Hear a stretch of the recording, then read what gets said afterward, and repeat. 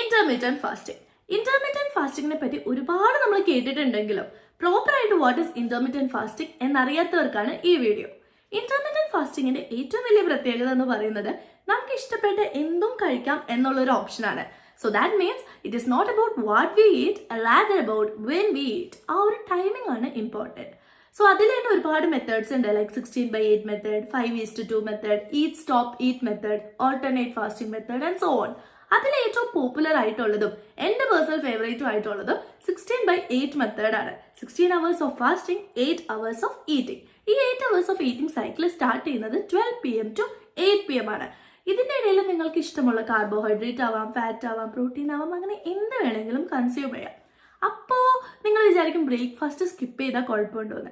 Health conditions okay ആണെങ്കിൽ മാത്രമാണ് നമുക്ക് ഈ ഒരു ഇന്റർമീഡിയന്റ് ഫാസ്റ്റിംഗ് ഒക്കെ ഫോളോ ചെയ്യാൻ പറ്റത്തുള്ളൂ. അല്ലെങ്കിൽ പ്രോപ്പർ ആയിട്ടുള്ള ഗൈഡൻസോട് കൂടി മാത്രമേ ഏത്